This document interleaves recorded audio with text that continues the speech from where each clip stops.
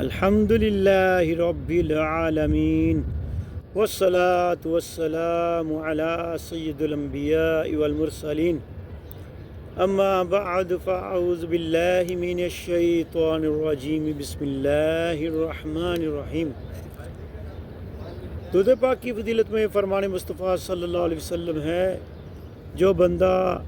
100 مرتبہ دودھ پاک پڑھے گا اللہ تعالیٰ اس کی دونوں آنکھوں کے درمیان لکھ دے گا کہ یہ نفاق اور جہنم کی آگ سے آزاد ہے۔ صلو علی الحبیب صلی اللہ تعالی علی محمد وعلی آلہ وصحبہ وبارک وسلم۔ محترم اسلام بھائیو، دوستو، میٹھے اور پیارے آقا صلی اللہ علیہ وسلم کی میٹھی سنتوں کو دیوانہ وار ادا کرتے جائیں اور اس کی برکتیں اور حکمتیں حاصل کرتے جائیں۔ ایک بہت ہی پیاری اور میٹھی سنت مبارکہ کو میٹھے اور پیارے آقا صلی اللہ علیہ وسلم کا فرمانے والی شان ہے، جو بندہ یہ چاہے کہ اس کے گھر میں خیر و برکت ہو، یعنی اس کے رزق میں برکت ہو، تو اسے چاہیے جب گھر میں کھانے کے لیے دسترخوان لگایا جائے، یعنی کھانا پیش کیا جائے، تو پہلے کھانے کا وضو کرے،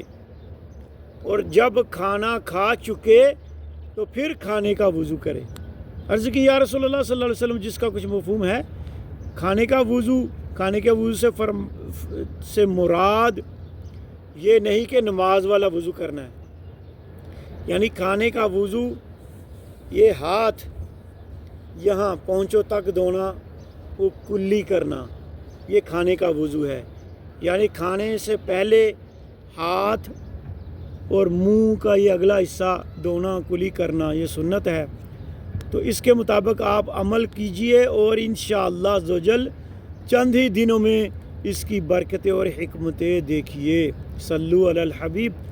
صلی اللہ تعالی علی محمد وعلی آلہ وصحبہ وبارک وسلم۔